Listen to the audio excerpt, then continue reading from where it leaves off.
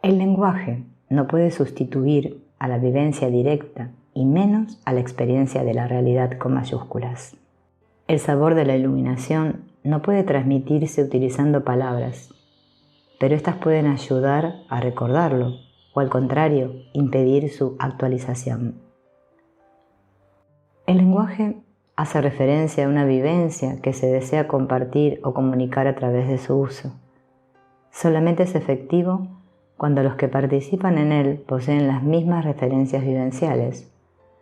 En este sentido, existen diferentes niveles de lenguaje que dependen de la comprensión del mismo, mas no necesariamente de los términos que se utilizan.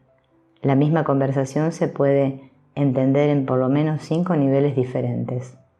Por ejemplo, analicemos la siguiente frase.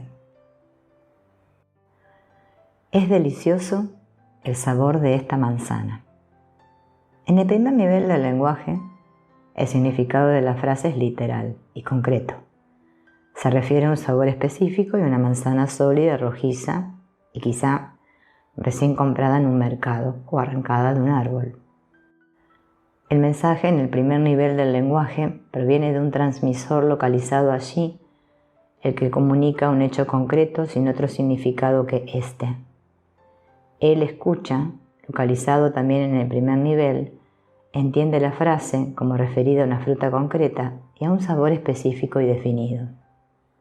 En el segundo nivel del lenguaje, la misma frase, además de hacer referencia a una manzana roja de un sabor dulce, quiere transmitir un contenido asociado con un sentimiento que proviene de la historia personal. Por ejemplo, el recuerdo que tiene el que la comunica de un huerto de manzanas, propiedad de su familia, en el que jugaba durante su infancia. Así, es delicioso el sabor de esta manzana, quiere transmitir ese sentimiento subtextual. Solamente si el escucha conoce la referencia histórica, comprenderá el mensaje oculto detrás de la frase concreta.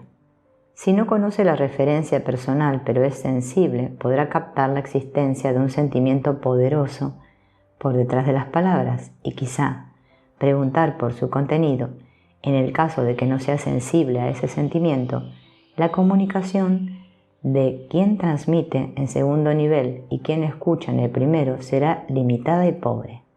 No tendrá calidad ni correspondencia en la abstracción, no habrá afinidad. En el tercer nivel del lenguaje se incluyen los 2 primeros, pero además un conocimiento más abstracto.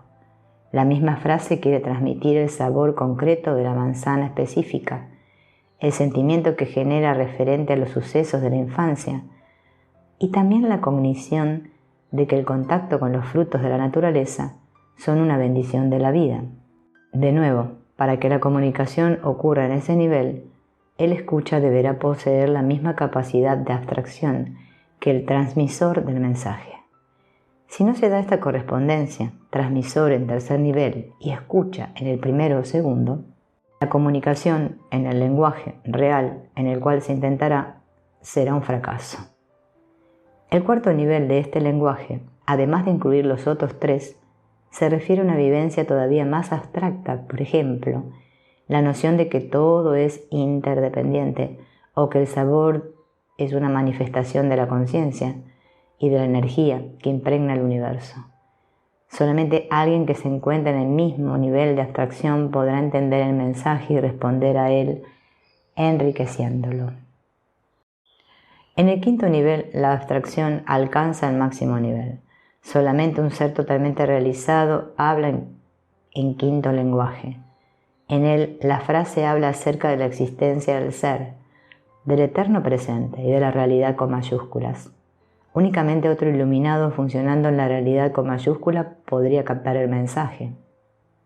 La historia de cómo fue transmitido el Zen por el Buda a su principal discípulo, Mahākāyapa, es un ejemplo del quinto nivel del lenguaje. Cuando el Buda extendió un manojo de flores ante su congregación, el significado de esto fue captado de inmediato por Mahākāyapa, quien le sonrió en silencio. Se puede concebir la relación entre el hombre y el mundo como un diálogo que también posee 5 niveles. La realidad con mayúsculas se encuentra siempre allí, pero su captación depende del grado de abstracción de la escucha. El mundo vivido en el primer nivel del lenguaje es visto como un conglomerado de objetos concretos, existentes en sí mismos y relacionados entre sí a un nivel concreto. El mundo en el segundo lenguaje se vuelve más personal. Los objetos son vistos en relación con la historia personal y matizados de sentimientos afectuosos o de repulsión. En el tercer nivel, la visión de los objetos se vive en forma más abstracta. En el cuarto nivel, los objetos se perciben como interrelacionados y partícipes de la misma naturaleza de quien los observa. En el quinto nivel, todo adquiere vida y desaparece la dicotomía presente, eterno y absoluto. La realidad con mayúsculas siempre estuvo allí, pero, al igual que la frase pronunciada, se interpretó en diferentes formas, dependiendo del estado de conciencia del lector de su texto. La realidad es como un texto que puede ser leído. Carlos Castaneda. Vivir la realidad en el presente es saborear la iluminación todos los días. Epílogo. De todos los estados humanos posibles, la iluminación constituye el nivel supremo. En esta segunda parte del libro hemos hecho un recorrido recapitulando las características de este estado, apoyados en grandes maestros provenientes de distintas tradiciones. El lector habrá constatado que los seres plenamente realizados hablan de una realidad con mayúsculas, que para todos es similar, independientemente del área geográfica de su procedencia, de la religión de su origen o de la tradición mística a la que estos hombres y mujeres han pertenecido. La iluminación entonces es un estado de funcionamiento que no depende de ideologías o escuelas. Se da en todo ser humano que haya sido capaz de retornar a su naturaleza verdadera, purificando todos los filtros y bloqueos que impedían su vivencia. La naturaleza básica del ser humano es luminosa, autosuficiente y de profundidad infinita. Quien piense lo contrario confunde un cierto nivel de la realidad con la realidad con mayúsculas, sin darse cuenta que lo que llama naturaleza verdadera de lo humano es una estructura inconsciente que no ha querido o podido trascender. Para llegar a la realidad con mayúsculas es necesario reconocer, aceptar, amar, confrontar y por último pasar a través del tema o mito básico de la identidad personal. Así, y en ese orden, del otro lado, se encuentra aquello que solamente se puede percibir y vivir transponiendo el yo y la mente condicionada. Puesto que el arribo a la realidad se ha dado en seres humanos provenientes de diversas tradiciones y cada una de ellas ha utilizado un método diferente, la iluminación, siendo una y la misma, se puede lograr a través de distintos caminos.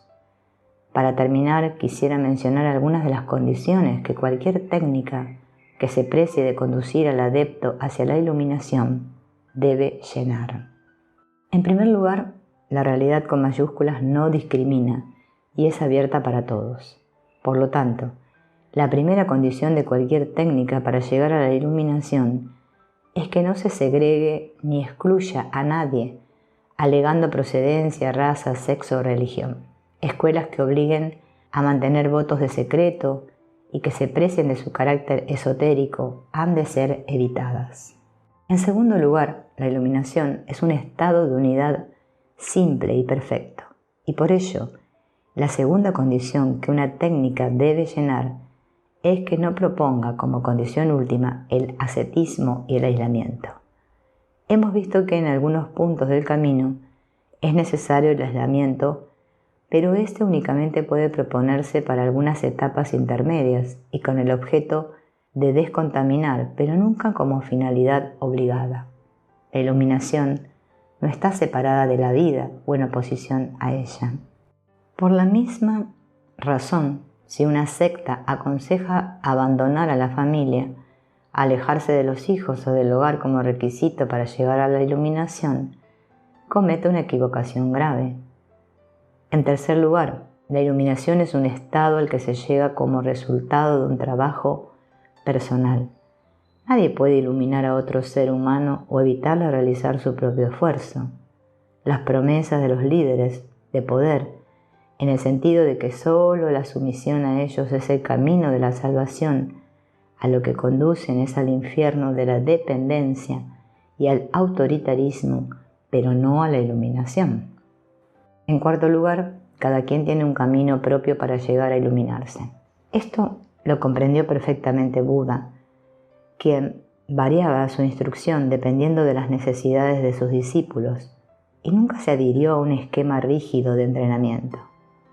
Una anécdota ilustrativa de lo anterior fue la ocasión en la que Buda detectó la venida de un buscador, quien a punto de morir deseaba con desesperación liberarse. Buda lo esperó todo el día y cuando lo vio supo que era él y no otro a quien estaba esperando. La única instrucción que le dio fue la de abstenerse de nombrar verbalmente los objetos. Cuenta la historia que al momento de oír tal sugerencia, el buscador alcanzó la iluminación y murió 30 minutos más tarde. Nadie puede obligar a alguien a seguir una técnica rígida e igual para todos. Hacerlo es suponer que todos somos idénticos o estamos en el mismo punto de desarrollo, y eso es falso. Esto no contradice el hecho de que todos nos iluminaremos algún día, pero cada quien es libre de escoger su propio camino para hacerlo. Por último, la realidad y la iluminación no pueden ser confundidas con la adquisición de poderes o la activación de imágenes llamativas. Los poderes psíquicos son epifenómenos y no la meta suprema de la iluminación. Tercera parte. Apéndices. Apéndice 1. La estructura del preespacio. Una de las más sorprendentes características de la experiencia perceptual es que existe un espacio invisible que separa a los objetos que vemos. Parecería que ese espacio dentro del cual existen las cosas que vemos está vacío y es incapaz de contener algo. Esta suposición, avalada por nuestra percepción, es sin embargo falsa. De acuerdo con lo que explicaré a continuación, el espacio es el contenedor de cantidades enormes, quizá infinitas, de información en una estructura de inmensa complejidad. Esta estructura tiene una existencia preespacial y es la que, al interactuar con nuestro sistema cerebral, es interpretada como espacio vacío. El concepto de estructura, que es capaz de contener información, merece una explicación que nos permitirá entender la idea de existencia de una estructura del preespacio. Cuando, por ejemplo, encendemos una radio y oímos la voz de un cantante y una melodía, estos sonidos son producidos como resultado de las vibraciones de una bocina o altavoz activando por nuestro aparato. Estas vibraciones a su vez se activan como resultado de los movimientos del cono del altavoz, los que a su vez transmiten el movimiento a la atmósfera haciéndola vibrar. En un sentido puramente físico, el sonido que oímos proviene de los movimientos o vibraciones de la atmósfera, o más bien de las moléculas de los gases contenidos en la atmósfera. Si no existiera la estructura de esta última, no escucharíamos los sonidos. En el espacio interplanetario, carente de atmósfera, el sonido no se puede transmitir, puesto que no existe una estructura adecuada que lo sustente. De esta forma, una estructura capaz de contener y de transmitir información sonora se puede definir como un conjunto de elementos entrelazados, formando una especie de matriz, enrejado o celosía. La estructura de los gases de la atmósfera en el ejemplo anterior, que son capaces de vibrar a ciertas frecuencias. Mientras mayor cantidad de información se transmita a través de una estructura de sustentación, esta última deberá poseer la capacidad de vibrar a mayores frecuencias. Por ejemplo, la cantidad de información transmitida por un sonido es mucho menor que la cantidad de información que contiene una imagen. En este último caso, la estructura capaz de contener y transmitir la información no es la atmósfera y sus gases, sino algo mucho más sutil asociado en el preespacio en sí.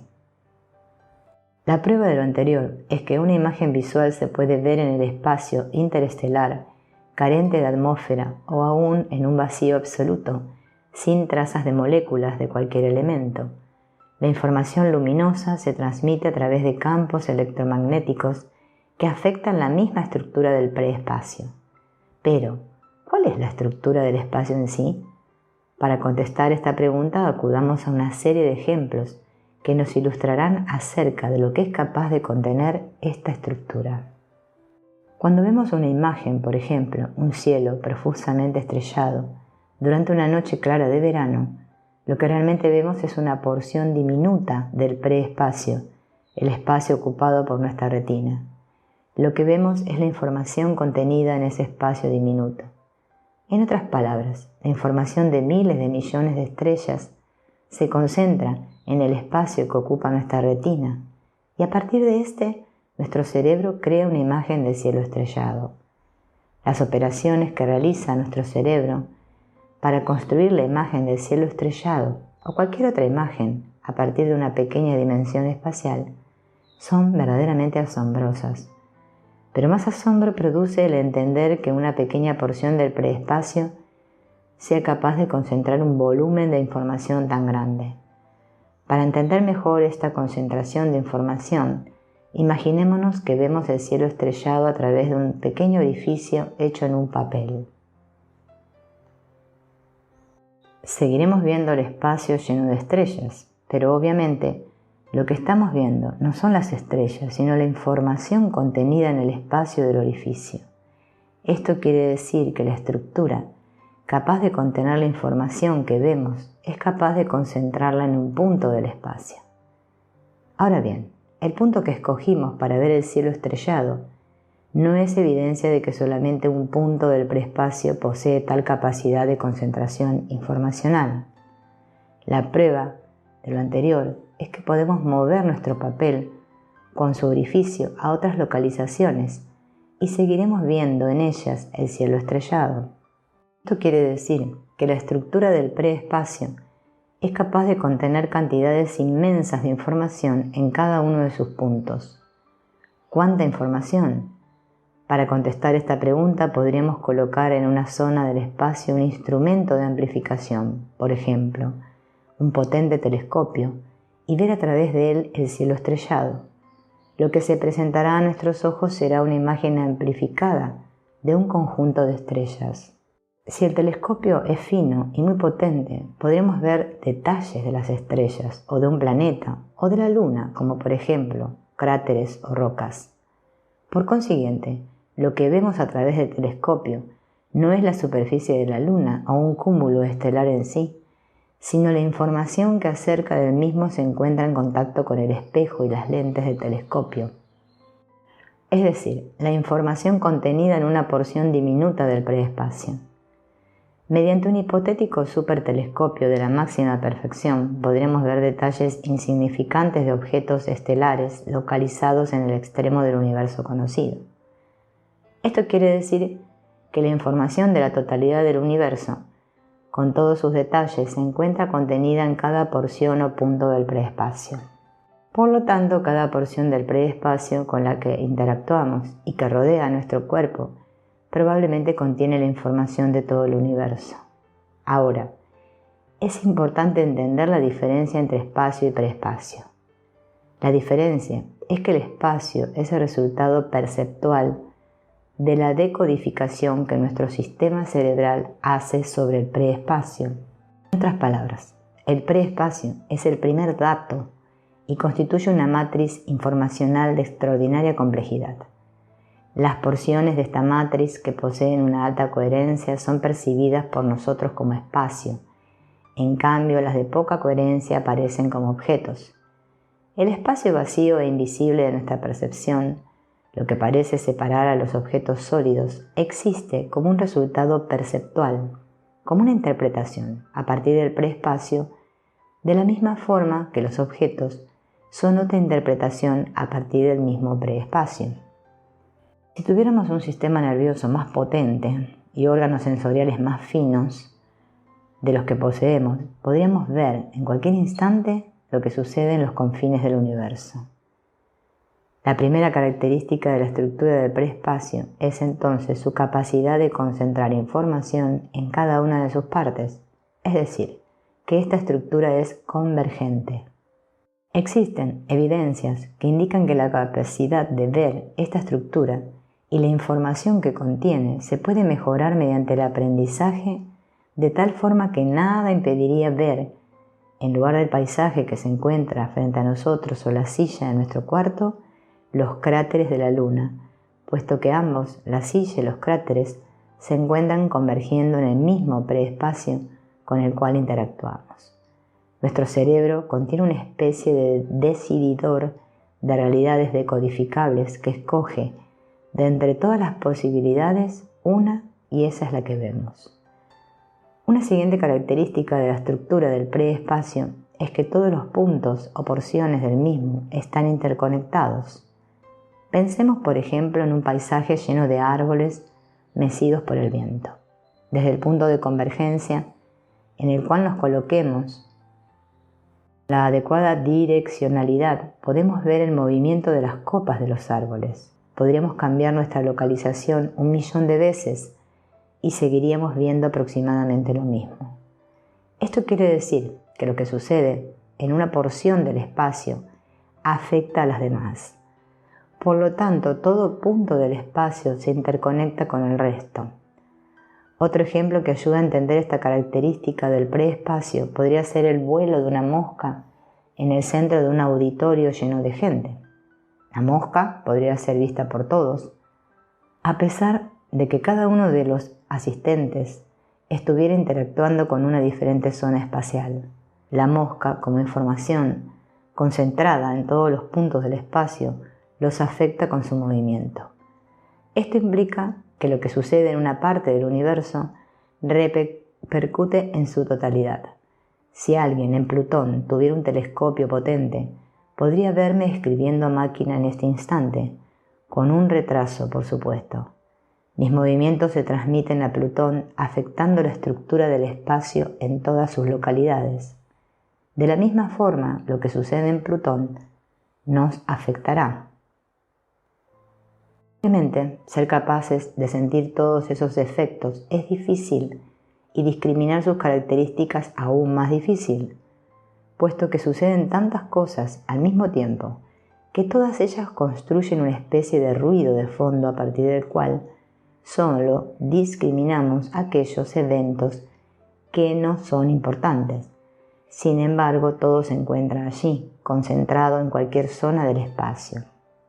Existen seres humanos capaces, dicen, de salirse de su cuerpo o de ver localizaciones remotas. Quizá lo que verdaderamente hacen es decodificar porciones de un punto del preespacio que normalmente no se decodifican. Desde el punto de vista de la estructura del espacio, para que esta última sea capaz de hacer converger toda la información del universo en cada uno de sus puntos y lograr la hazaña de la interconectividad total, debe poseer una conformación extraordinariamente compleja, capaz de vibrar a frecuencias prácticamente infinitas. A la matriz, enrejado o celosía del espacio se le conoce como la latiz del espacio, siendo esta la denominación que la física de frontera utiliza para llamar a la estructura del preespacio. De acuerdo con la física de la latiz del preespacio, esta constituye el nivel más elemental de la materia a partir del cual surgen las partículas elementales. Un electrón, por ejemplo, sería una particular distorsión de la latiz diferente de la distorsión que conocemos como protón o neutrón. Una masa gravitacional es capaz de producir distorsiones masivas de la latiz del espacio, dando lugar a las famosas curvaturas del espacio postuladas por Albert Einstein y ya demostradas experimentalmente. De acuerdo con Harold Puthoff, uno de los físicos más creativos de nuestra época, la latiz del preespacio no solamente es capaz de contener cantidades inmensas de información en cada uno de sus puntos, sino también contiene enormes magnitudes de energía, de tal forma que, teóricamente, para construirse un generador de energía a partir de la latiz, de hecho ya existen intentos en este sentido, los cuales podrían ayudar a resolver los problemas energéticos del planeta, todo en una forma limpia y ecológica.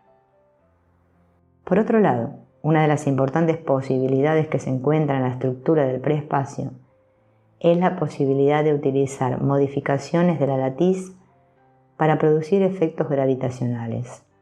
La primera persona que pensó en esta posibilidad fue el físico Sájarov, el famoso disidente soviético ya fallecido. Para él existía una relación entre la fuerza gravitacional y la estructura energética del preespacio. Pero lo más extraordinario del concepto de la latiz es la posibilidad de que nuestro cerebro funcione como un mecanismo capaz de modificar su estructura. En este sentido, la teoría sintérgica que postula que el cerebro modifica la estructura de la latiz a través de la creación de campos neuronales, que estos, interactuando con la latiz, son los responsables de nuestro funcionamiento perceptual, contesta la pregunta que el hombre se ha hecho desde que es hombre. ¿Qué es la realidad que veo? La respuesta es que el cerebro es capaz de producir distorsiones de la latiz, siendo estas lo que llamamos la realidad de lo que percibimos. Puesto que el campo neuronal se modifica, bien por nuestro pensamiento y emociones, es posible postular que no solamente nuestros actos y movimientos afectan la estructura del preespacio, sino también lo hacen nuestros pensamientos. En el laboratorio empezamos a reunir evidencias acerca de esta posibilidad y hasta ahora estas indican que lo anterior es cierto. Estas evidencias consisten en la demostración de que un cambio en la actividad cerebral de un sujeto afecta la actividad cerebral de otros sujetos con los cuales ha interactuado. De esta forma, el estudio de la estructura de la latiz abre posibilidades extraordinarias de indagación y nos permitirá penetrar al siglo XXI con herramientas que enriquecerán nuestra vida.